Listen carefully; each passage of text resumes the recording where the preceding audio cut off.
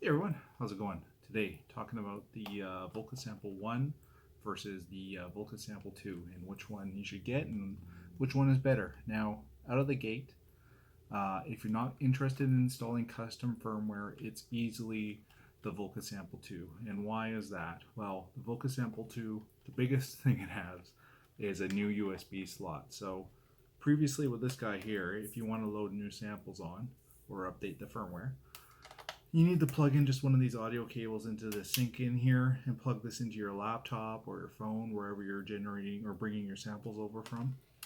And it takes about 20 minutes to do. And what the kicker is if you forget to put your phone on airplane mode and somebody texts you or you play something on your phone, it's going to screw up the whole transfer and you're going to have to start from scratch again.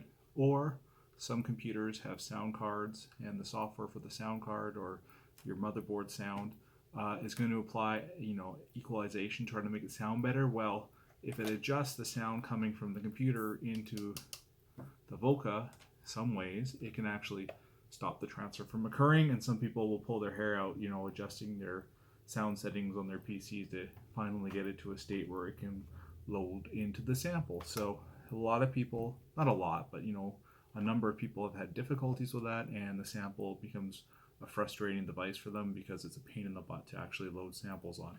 With the USB, you just plug the USB in into your computer.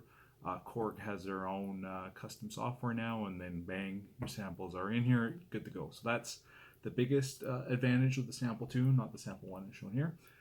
And also with the USB slot, you can now control the Sample 2 through your DAW. So with this, you have a Midi in, you might be able to do some functionality of that. I guess I don't do it myself, but with a USB into your computer, it's a lot easier to control this with a DAW. Beyond that, the other advantages with the Sample 2 are it has double the storage space. So this has 4 megabytes of data and can store about a minute of sample data and can hold up to 100 samples.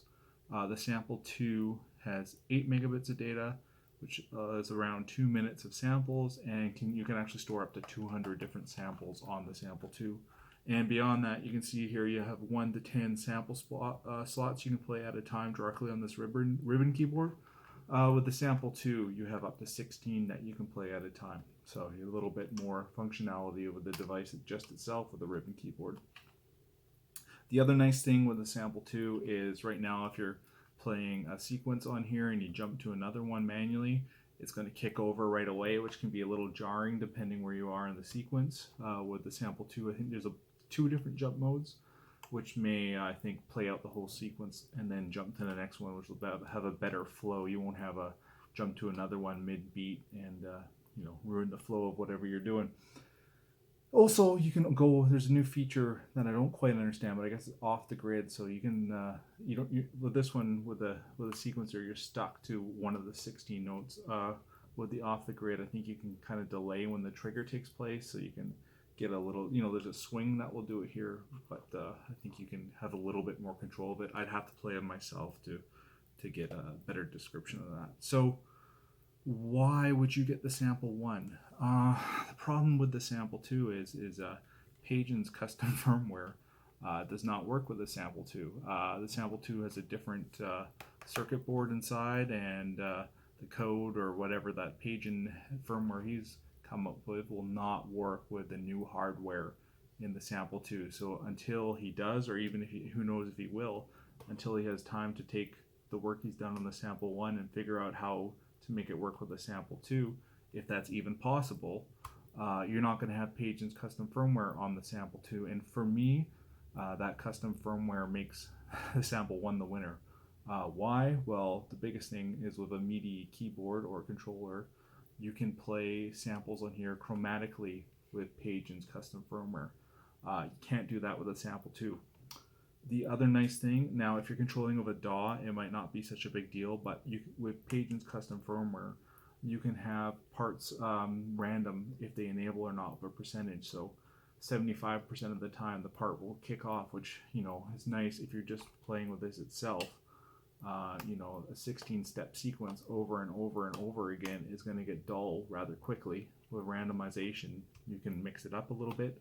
Also with a bar filter, you can split up that 16-part step into 4 different parts, and then you can decide if the part triggers for each of those 4 different parts, 2 of them or 3 of them, or just one, which lets you make a more complex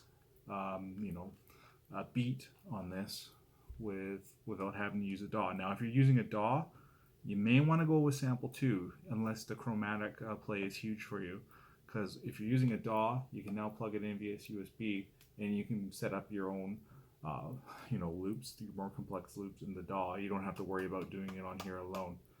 But what is nice on here is with the Midi controller, the Omni mode is quite powerful. It has velocity, it has poly mode, which lets you put some interesting chords together with samples and experiment like that. Anyway, that's about it. So I think if you're not interested in installing custom firmware, and if you're nervous about it, you shouldn't be. No one's ever. I haven't seen anyone say Pagin's custom firmware has bricked their Volcas or anything like that. But I get it if you don't want to. Then if you're not into that easily to sample to, the question for you then is how important is chromatic play? That's important for you. You might want to grab a sample 1. And how important is the internal sequencer?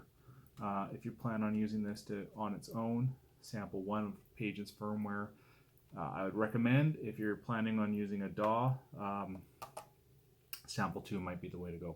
Anyway, that's about it. So if you don't have a sample yet and you like the idea of playing chromatically, I would suggest you don't wait around. I'm assuming with sample 2 out now, it's available, that the remaining sample 1 stock will slowly fade away or get discounted and out of stores, and then you'd only be able to pick it up and use. So if chromatic play and those other features seem important for you and you don't want to wait for Pagin to release that for sample 2, you may want to get one of these right now. Otherwise, feel free to pick up sample 2 or keep on doing what you're doing.